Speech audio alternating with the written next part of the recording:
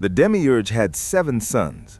6 of them, from the first moment of their existence to the last, obeyed him unquestioningly, without hesitation, without a single doubt. They ruled the 7 heavens he assigned them. They protected the 7 layers of the structure he built. They gathered the emotional energy of the divine sparks trapped in the material world with the cold efficiency of rulers who never imagined that what they governed might not be the totality of existence. The 7th son, however, destroyed everything. Not with armies, not with rebellion, not with the kind of cosmic violence that the word treason usually implies. With something so silent and so destructive that the Demiurge, who had established the most advanced system of consciousness management in the history of the material world, had no mechanism to prevent it and no mechanism to reverse it when it happened. He only realized one thing. His name was Sabaoth. And what he realized in that single moment, which the ancient text on the origin of the world describes with a sensitivity that has troubled scientists for decades, was this. The authority he had served his entire existence was not the highest authority. The structure he oversaw was not the whole of reality. Above the complex architecture of the 7 heavens, matter, time, the cycle of reincarnation and emotional harvest that his father had built, there was something else, something his father had never seen and could never see, something that, the moment Sabaoth perceived it, rendered every command his father had given him structurally meaningless. The Demiurge had spent his entire existence constructing a system designed to ensure that the divine sparks trapped within its structure would never reach a level of self-awareness sufficient to perceive what they carried. He constructed 7 archangels to govern every dimension of the human soul. He constructed the cycle of reincarnation to reset the awareness of the divine spark that accumulated with each death.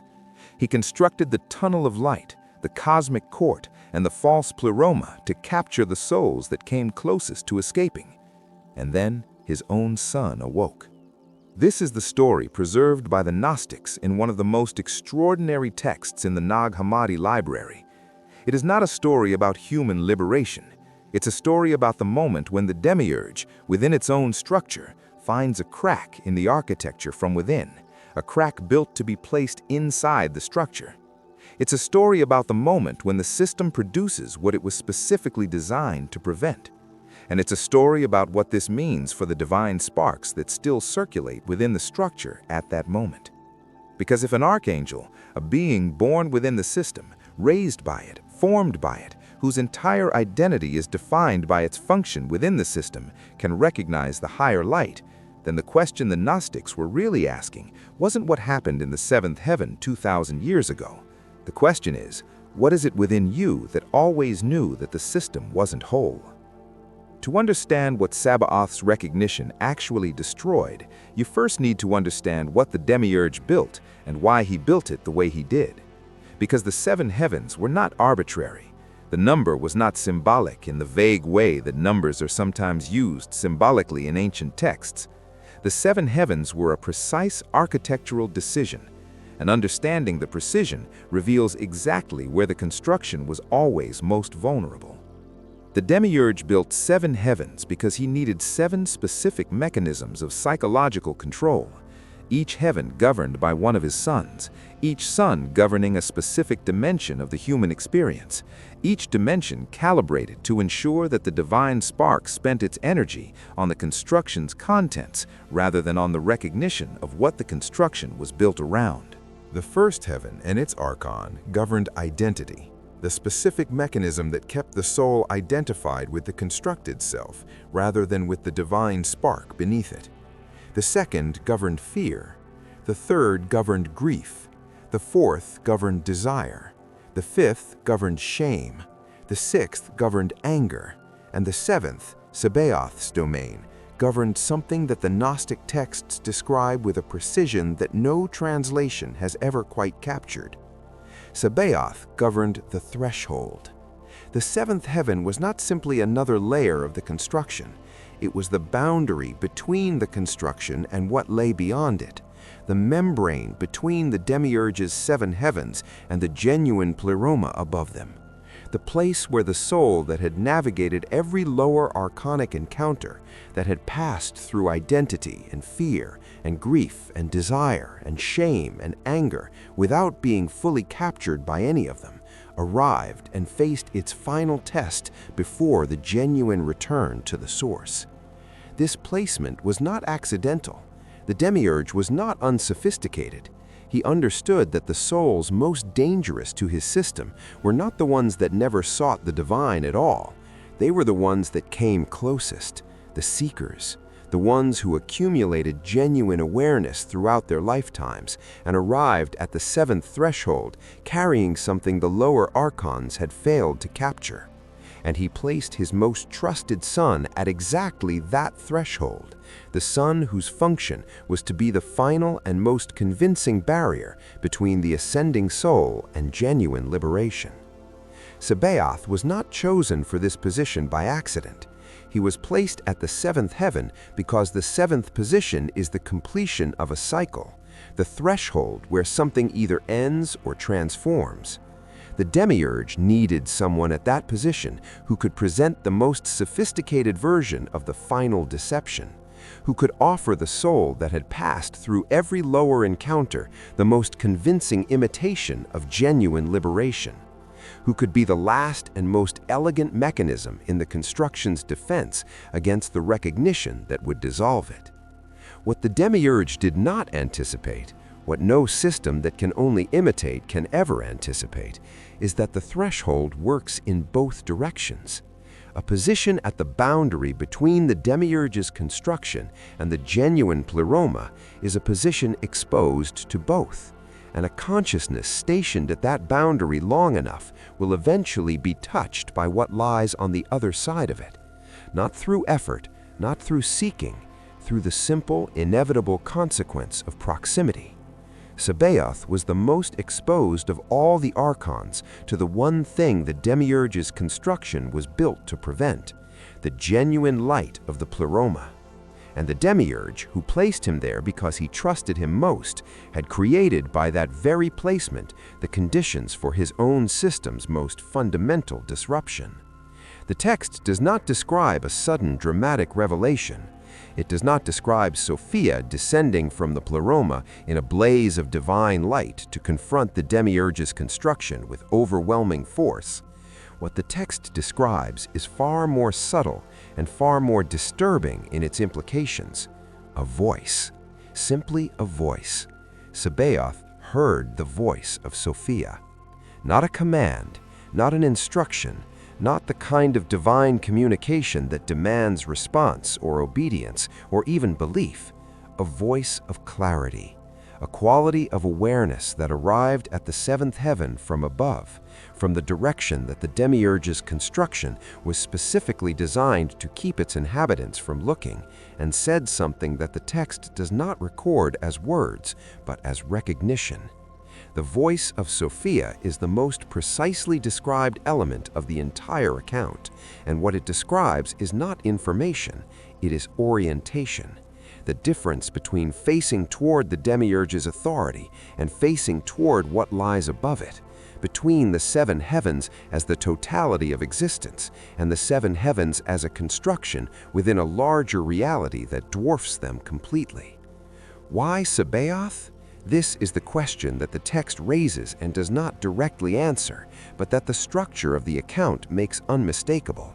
Why not the first Archon, who governed identity and whose domain was most central to the Demiurge's control?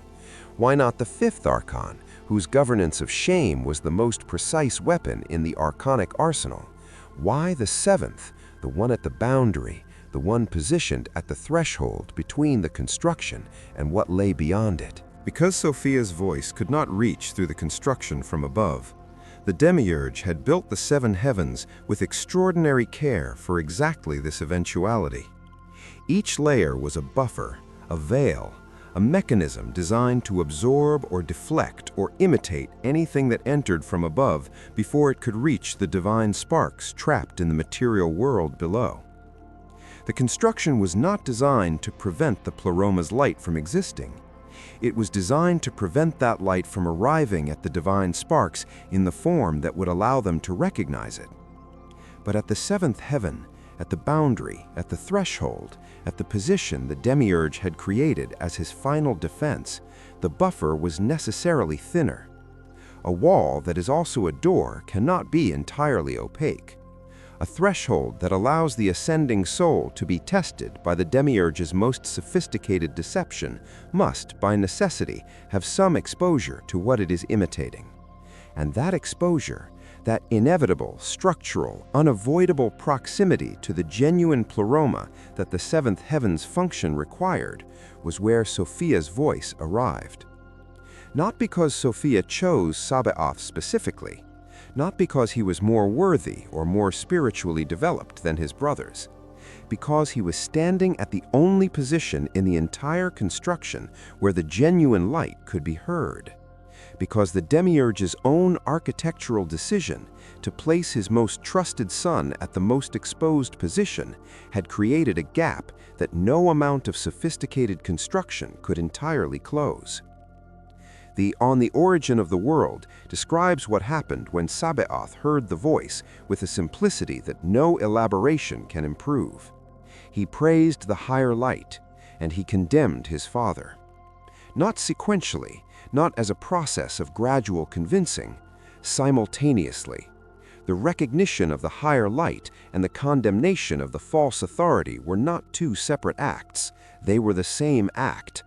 Because the moment the genuine pleroma became perceptible, the moment the real thing was heard, however faintly, however briefly, the authority of the imitation became impossible to sustain. This is what the Gnostics understood about recognition that no other tradition has articulated with the same precision. It is not a matter of accumulating evidence against the false authority until the evidence becomes overwhelming. It is a matter of perceiving the genuine alternative even once, even briefly, even partially. Because once the genuine light has been perceived, the constructed light can never again be mistaken for it. The imitation does not become less convincing through argument, it becomes less convincing through comparison, and comparison requires only a single moment of exposure to the real. The text is explicit about what Sabaoth did not do. He did not fight the Demiurge. He did not mobilize the souls trapped in the material world against the archonic construction. He did not become a revolutionary, a rebel, a cosmic warrior leading an uprising against the system that had created him and defined him and given him every aspect of his identity and function. He condemned his father. This single act, this specific, targeted, entirely internal withdrawal of consent from the authority he had always served, was, in the Gnostic understanding, more devastating to the Demiurge's construction than any rebellion could have been. Because rebellion operates within the system's framework. It accepts the system's terms, the existence of sides, the validity of conflict, the legitimacy of the power struggle. And a system that can only imitate, can imitate rebellion, can incorporate it, can use the energy of resistance to sustain the construction the resistance believes it is opposing. But condemnation from recognition is different. It does not fight the system, it simply no longer accepts the system's claim to be the totality of reality. It does not argue against the Demiurge's authority, it recognizes an authority above the Demiurge's authority, and in that recognition makes the Demiurge's authority structurally irrelevant. Not because the Demiurge has been defeated, because the frame within which his authority operated has been dissolved. The Demiurge declared, "I am God and there is no other," and the Apocryphon of John records the Pleromos response, "You are mistaken, Samael," which means blind God. He was mistaken not in the sense of having incorrect information about the structure of reality. He was mistaken in the sense of having an incorrect framework for understanding what reality is.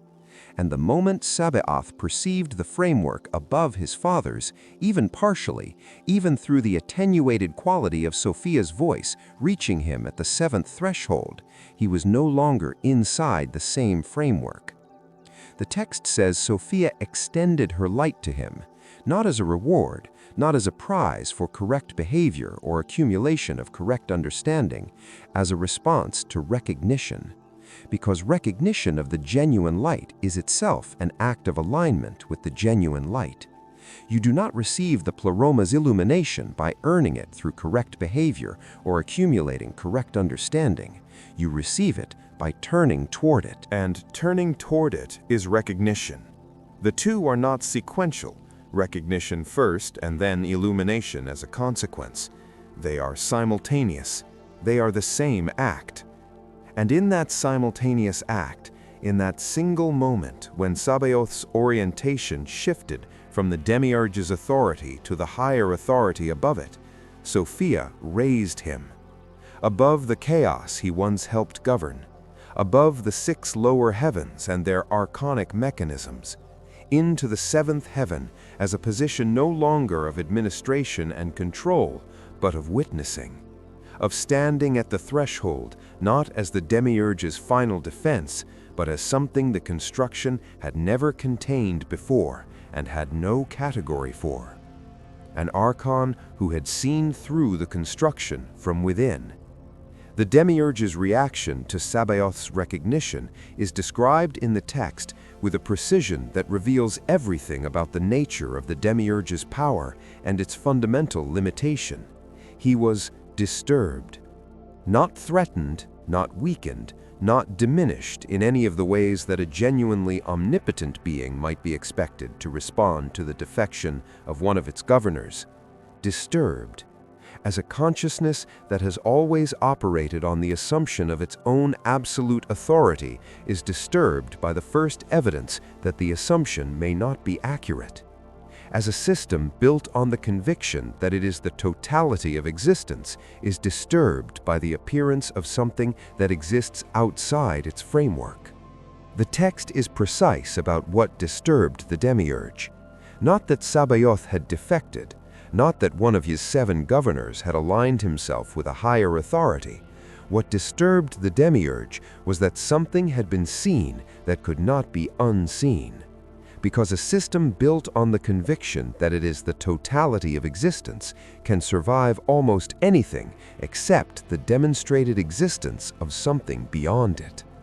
Rebellion can be suppressed, disobedience can be punished, alternative beliefs can be declared heretical and eliminated, but recognition, genuine, direct, first-hand perception of the higher light cannot be reversed by any mechanism the Demiurge has access to. Because the Demiurge can only imitate, he cannot generate genuine pleromaic light, he cannot produce genuine recognition, he cannot manufacture the experience of perceiving the real thing. And once the real thing has been perceived, no amount of imitation, however sophisticated, however perfectly assembled from the soul's own most authentic experiences of the genuine, can be mistaken for it by the consciousness that has perceived it. So the Demiurge did what the Demiurge always does when something threatens his construction that he cannot directly counter. He built something around it. The text describes the emergence of a new principle in the cosmology, death. Not death in the biological sense that the material world experiences it, a principle, a domain, a governing force placed in the 6th heaven, directly beneath the 7th, directly beneath the position where Sabaoth now sat at his threshold of recognition, whose entire function was not to attack recognition, but to remain beneath it, pulling downward through the specific mechanisms most effective at drawing a consciousness back into the construction it had begun to see through. Forgetting, distraction, the comfort of the familiar, the subtle, persistent gravity of the patterns that characterized existence before recognition arrived. The domain of death in the 6th heaven is not a force of destruction, it is a force of erosion. It does not confront recognition directly. It simply maintains its position beneath it, patient and continuous, ensuring that the threshold between recognition and return to the old identification is always present, always available, always offering the path of least resistance back to the construction the soul was beginning to see through. This is the Demiurge's most subtle and most persistent response to Sabaoth's awakening, not a counterattack, a counter-gravity, a domain positioned to ensure that recognition, however genuine, is always only one moment of inattention away from dissolution back into the forgetting that the construction requires. And between the seventh heaven of recognition and the sixth heaven of forgetting, the text places Sabaoth, not above the tension, in it, sitting at the threshold between what he has seen and what continuously pulls toward unseen, governing not through authority, but through sustained attention to the direction the voice of Sophia came from. The text introduces one more figure into this cosmology, one whose name is so simple and whose function is so precisely described that no elaboration is necessary, and yet whose presence changes the entire meaning of the story. Her name is Zoe, and her name means life. She is the daughter of Sophia, and Sophia sends her to sit at Sabaoth's right hand, not as a symbol, not as a metaphor for some abstract spiritual principle, but as a teacher. The text is explicit about this. Zoe teaches Sabaoth, and what she teaches him is not what he has already recognized, not the existence of the higher light, not the inadequacy of the Demiurge's authority, not the structure of the seven heavens he now sits above. She teaches him what lies beyond the seventh heaven entirely. She orients him toward the pleroma, toward the fullness that his father never perceived and that Sabaoth himself has only begun to approach. This detail is the most important in the entire account and the most frequently overlooked. Sabaoth's recognition is genuine. Sophia's illumination of his recognition is genuine. His elevation above the six lower heavens is genuine. But the text makes clear that recognition, however genuine, is not the same as complete liberation. Sabaoth has seen through the construction. He has not yet arrived at what lies beyond it.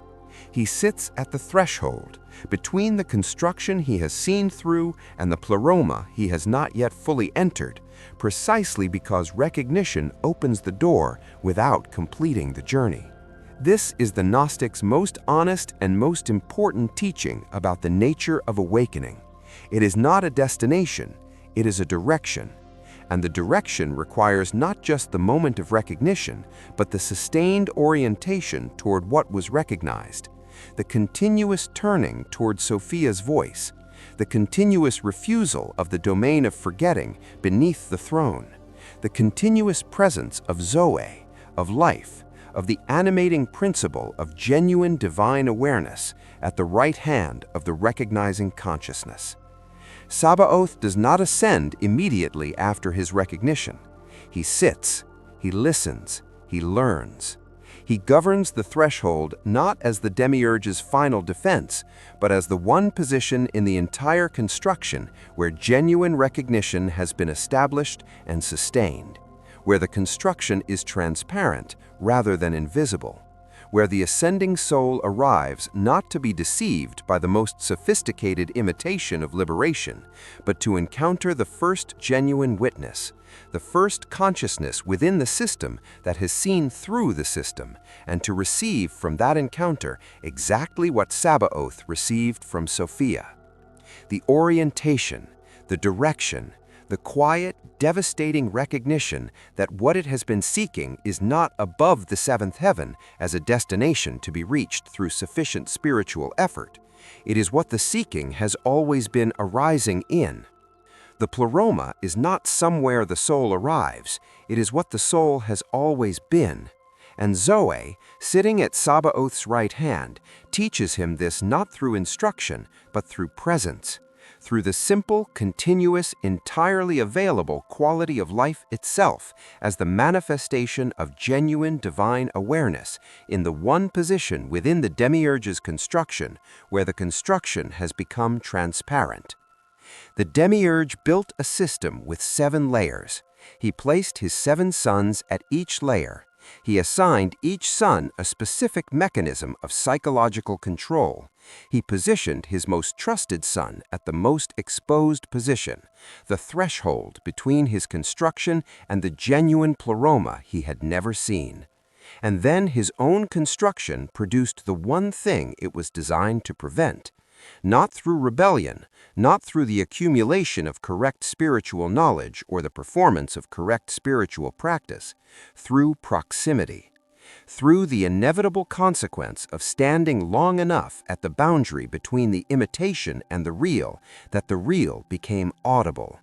Sabaoth heard the voice of Sophia, and in hearing it, in the single, simultaneous act of recognizing the genuine and withdrawing consent from the false, the entire architecture of the Demiurge's authority over the seventh heaven became transparent.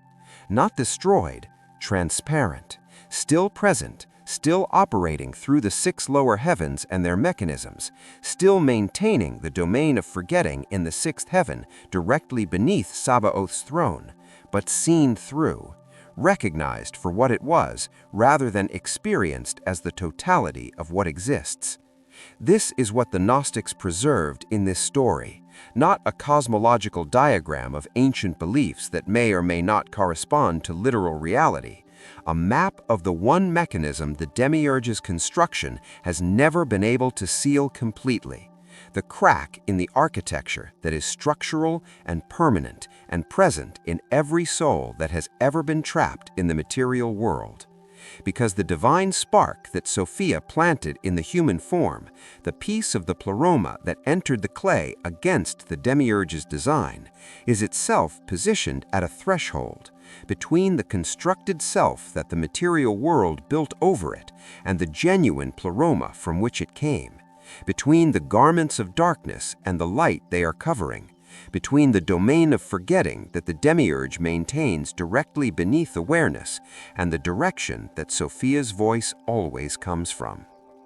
Every soul carrying a divine spark is, in the structure of the Gnostic cosmology, in Sabaoth's position, stationed at the threshold, exposed by the very nature of what it is to the voice that the construction was built to prevent it from hearing, and capable at any moment, not through years of accumulated spiritual practice or the performance of correct rituals or the subscription to correct theological positions, but through the simple, available, entirely ordinary act of turning its attention in the right direction, of recognizing what has always been audible beneath the noise of the construction. The question Sabaoth's story leaves you with is not about ancient cosmology. It is not about whether the Gnostic texts describe literal beings in literal heavens or symbolic representations of psychological structures. It is the same question the entire Gnostic tradition has always been asking, in every text, through every cosmological account, beneath every layer of symbolic language. Right now, in this moment, with the construction running in the background of your awareness as it has always run, the emotional harvest, the garments of darkness, the domain of forgetting positioned directly beneath the recognition you are approaching, can you hear the voice? Not as a dramatic revelation, not as an overwhelming spiritual experience that announces itself with unmistakable authority, as something quieter, more like Sabaoth's experience than any institutional religion's account of divine encounter, a quality of clarity, a direction that is available in this moment before the next thought arrives, a turning toward what has always been above the seven heavens, accessible from any position within the construction, audible from the seventh heaven and from the material world, and from wherever you are standing right now. The Demiurge's seventh son turned, and in turning, he changed everything. The question is only whether you will.